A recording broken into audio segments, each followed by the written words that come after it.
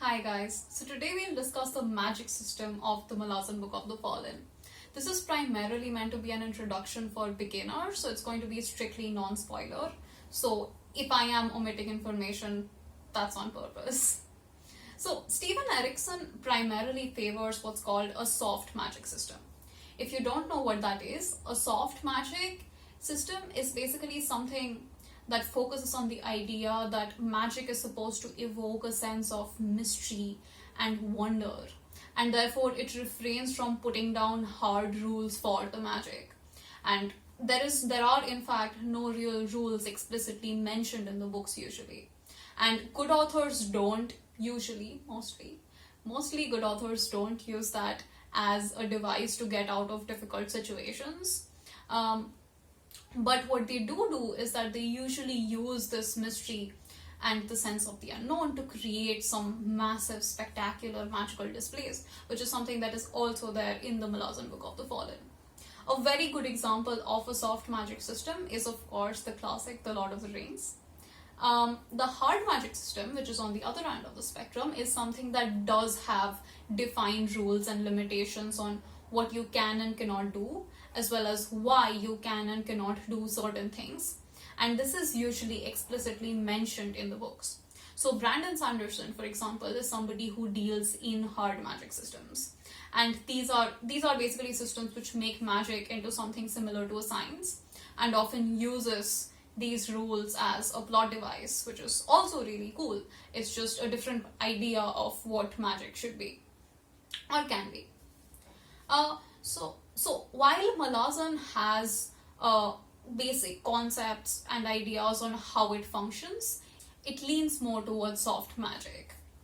And Steven Erikson is explicitly against giving out any secrets of the magic, really, because he thinks it takes away the sense of wonder, which I mentioned.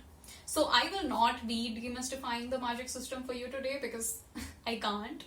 But what I can do is help you with some terminology and the basic functioning of how the whole thing is supposed to work. What we're going to talk about today is, first of all, what the magic system is based on, which in the Malazan Book of the Fallen is something called warrens. And we will talk about two types of warrens, briefly about the elder warrens or the holds, and a little more in detail about the human warrens, also called the paths. Then we'll also move on to the things you can do with these warrens and the type of people who can do these things.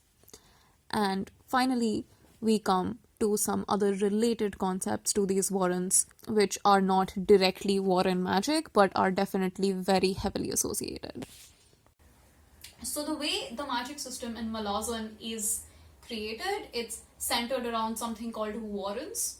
Warrens are basically interdimensional planes from which you can access energy to use magic in the Malazan world, basically. So there are broadly two types of warrens. There are the elder warrens, or holds, sometimes they're called. We will not be discussing those too much, but what you basically need to know is that these are warrens which are associated with the elder races of the world, which is basically the really old immortal species that have been around for many centuries more than the human race. The differences between the elder warrens and the regular human warrens, which I will come to, becomes more apparent throughout the series, so I don't want to discuss it too much. But one example of an elder warren, for example, would be Omtos Velak, which is the ice hold, also called. This is associated with the race of the Jagut. On the other side, we also have human warrens, like I mentioned, and these are also called paths sometimes. They effectively refer to the same thing. But warren refers to the place from which you're drawing the energy, whereas path refers to the type of energy you're drawing. So the human warrens, you have many different types. For example, you have Cirque, which is the warren of the sky. So I would call Cirque is the name of the warren, but I would call using energy from there to perform magic opening the path of the sky. Similarly, you have Meanus, which is the path of the shadow. And then there's Denal, which is the path of healing, and so on and so forth.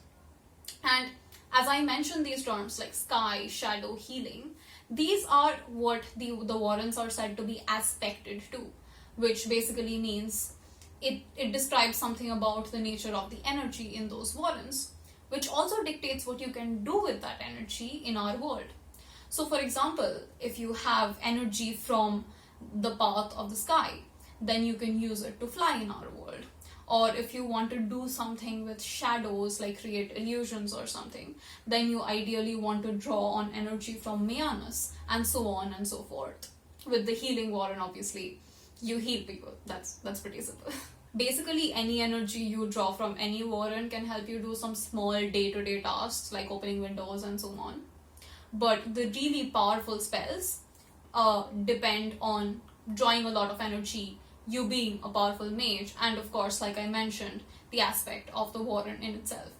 Most mages can draw on only one or maximum two warrens, although there are some examples in the books of people who can draw on multiple warrens at once. The other use of warrens, besides the spells, obviously, is travel. So, like I mentioned, that these are interdimensional planes, and so you can enter the warren at a point, travel through that, and exit at another point in the Malazan world. And because the geographies don't overlap, travel through warrens is often shorter than what it is over land in the regular Malazan world.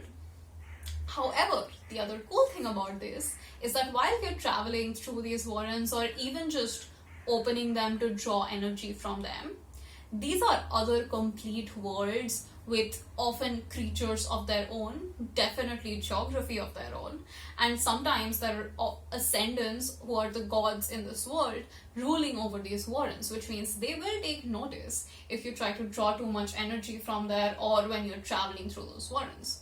So traveling through the warrens can be quite an adventure, and even the little glimpse we get into this whole sort of subculture of warrens, it's really, really fascinating. So spells and traveling are the majority of what you do with the warrens, really. You can also sometimes have multiple wizards combine to form like a mega spell ritual, which is called weaving. Again, how much you can do with the warrens depends on how much energy you can draw from them, or for that matter, traveling through warrens is also affected by that. And people who can draw a very high amount of energy are called high mages. High mages was originally a term which was a designation in the Malazan military, but it's also used throughout the books to refer to other civilians or other immortals or just non-Malazan people even, who are just as powerful as any high mage in the Malazan army. Then you also have adepts, and this is where we come to some other magic related concepts which are not necessarily directly connected to the warrens.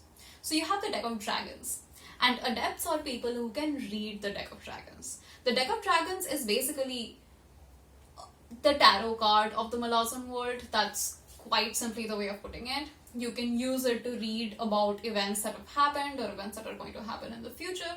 And the characters on these tarot cards, on these deck of dragons cards, not tarot, are the ascendants generally, and also any really powerful mortals or immortals who are associated with these attendants, who are associated with these ascendants. Then you also have Otataral. I have no idea if I'm pronouncing this right, but that is something which is a substance which negates magic.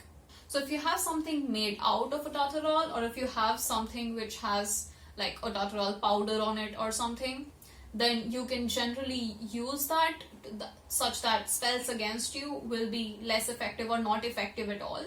And they're also really good at being used against mages. So if you want to kill a high mage, and a Otataral blade is definitely the way to go. So that's your introduction. I hope you enjoyed it, and I hope it helps you navigate the books a little better. And I also hope you have a lot of great adventures in the warrens with these books. And do let me know about your favorite aspect of the Malazan magic.